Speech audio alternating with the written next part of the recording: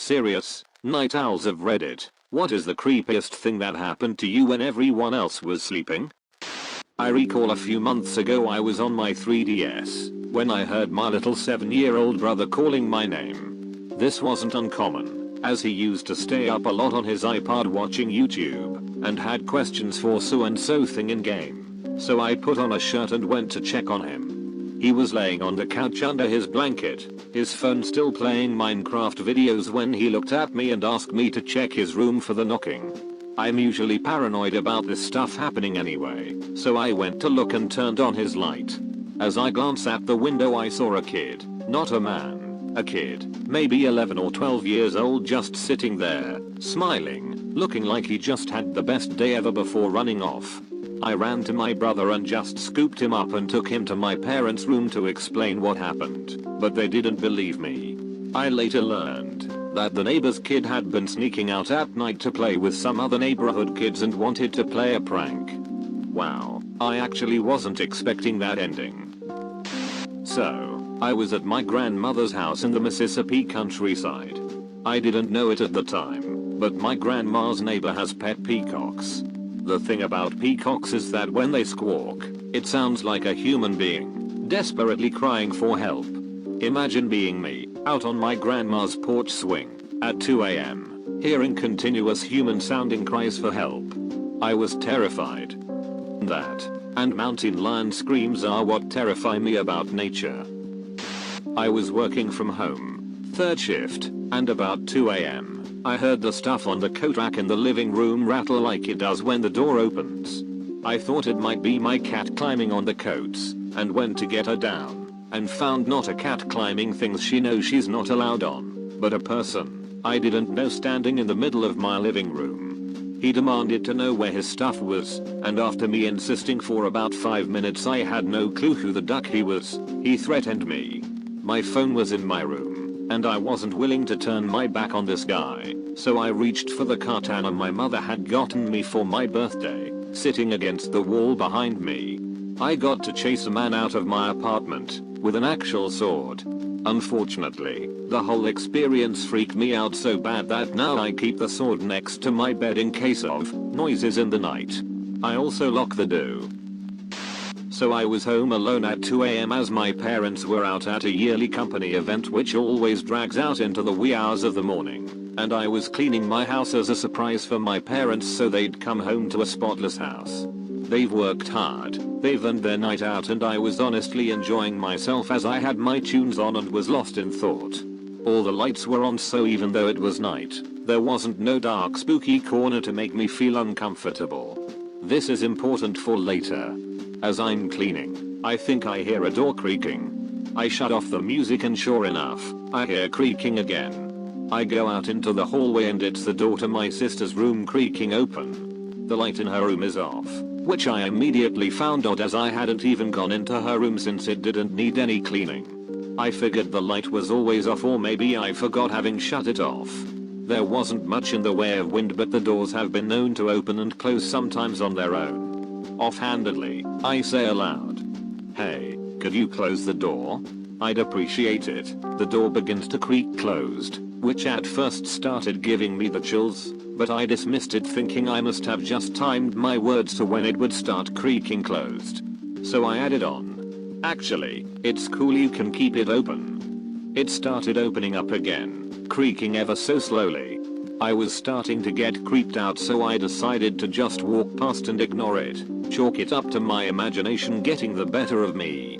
I didn't feel like putting my tunes back on, so as I cleaned, I kept hearing the door creaking again and again. And every time it was just the door to my sister's room. Starting to get tired and almost sure it was just the wind or something, I passed by it and saw it more open than before, and pitch black inside.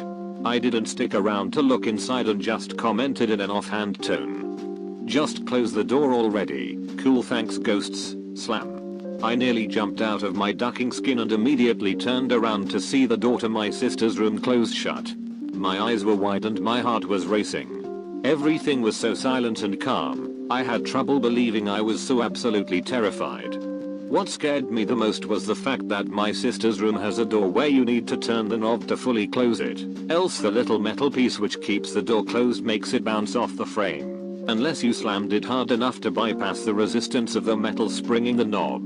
The other thing that absolutely terrified me and made me go into my room and wait for my parents to come back home was that under the edges of the door into her room, the light was on. Listen, for my own sake I'm going to pretend this is made up. Call me weird, but sometimes when I can't sleep I get bored and get out of bed. I go to the window and look out of it for a bit. I dunno, it just kinda calms me seeing my backyard in the moonlight. I find it peaceful. Anyway, I was looking out the window when I saw a figure jump the fence. Too big to be a cat, it was human shaped. The person made the motion with their head that they were looking around frantically, then they hid behind a bush. I was petrified. For what seemed like an eternity, they stayed there. Then they ran to the other side of the backyard and jumped that fence over into my neighbors. I never knew who it was or what they were doing. I always suspected that maybe they were being chased or something. It just really freaked me out.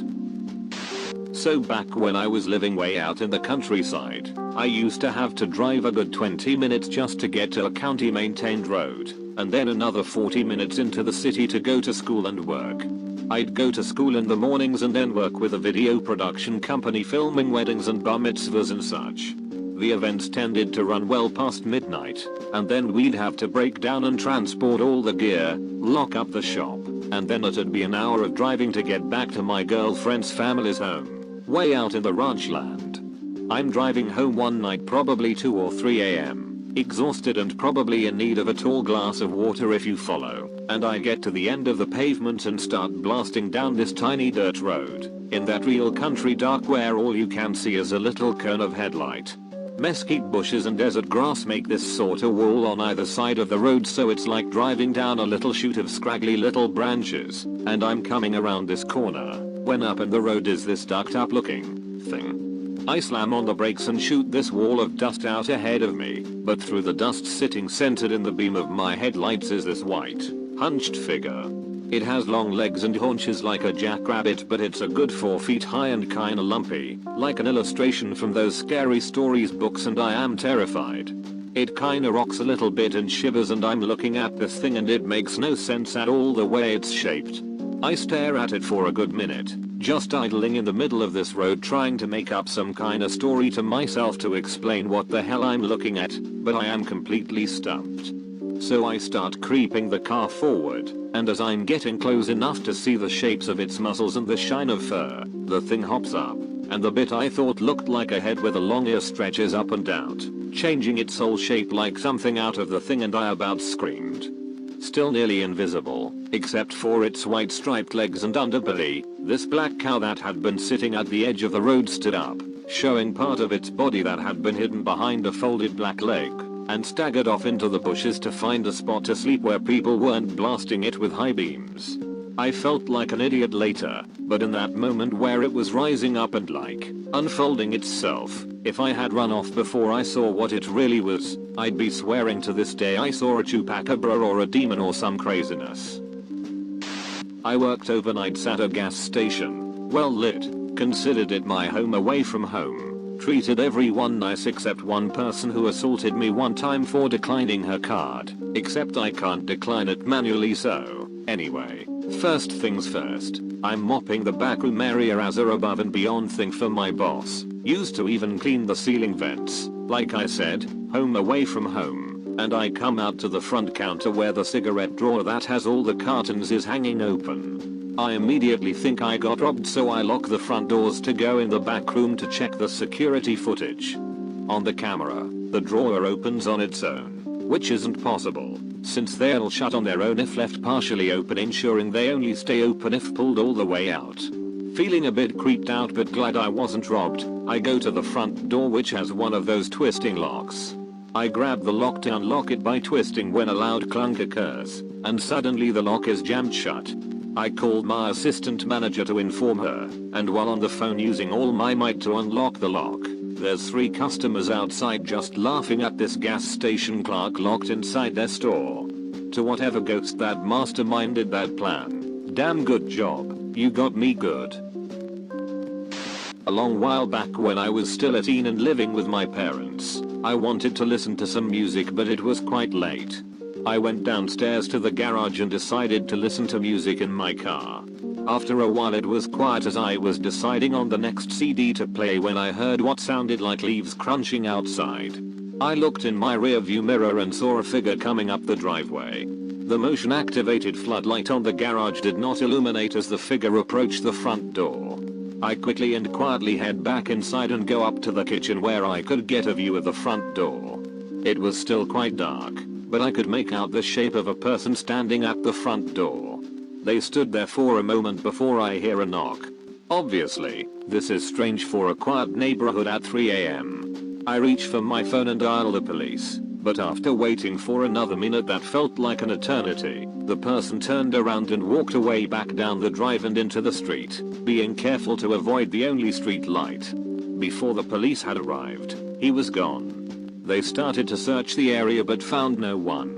One officer came to ask questions and get a description, but it was so dark I couldn't make out anything useful. To this day, I still have no earthly clue why this happened. A couple of years ago, I was laying on the couch, watching TV with the lights low.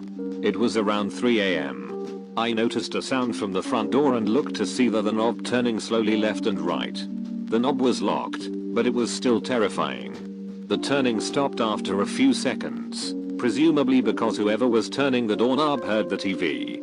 However, the next day I was curious. I locked the knob, and then experimented with trying to open the door from the outside, and found out that I was able to open the locked door, using the same slow left then right then back again motion that the person used the night before. My fear is that whoever was testing the doorknob may have been in the apartment before late at night, and possibly other apartments in my unit with the same crappy doorknob. Make sure you have a deadbolt on your door as well, and make sure your doorknob lock still works. I had no idea that the locking mechanism on doorknobs could actually fail or wear out in such a way that the doorknob can still be turned and opened despite being locked. I had a drunk guy walk into my house once, claiming he thought it was his. That was the only wake-up call I needed, to remember to lock my door when I'm home all the time. I can kinda get it in an apartment building where every door looks the same, but this was in a unique house on a quiet street. Kinda makes me wonder if this is a tactic used by people trying to rob places. If they get caught, pretend to be drunk and confused so they don't get the cops called.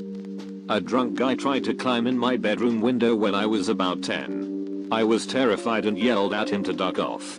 He then started knocking on the front door, and woke up my mum. She realized he belonged to the muscles next door and told him to duck off over there. To be fair, we lived in state housing and all the houses did look the same. At about 3 in the morning, I was playing video games in my living room when my front doorknob turns, but doesn't open, so I ran over to it, locked it, looked through the blinds and there was a crackhead, standing on my front patio. Edit, for those wondering why my front door was unlocked at 3 a.m. I always lock it before bed but was still going out for the occasional smoke. Also I live in Canada,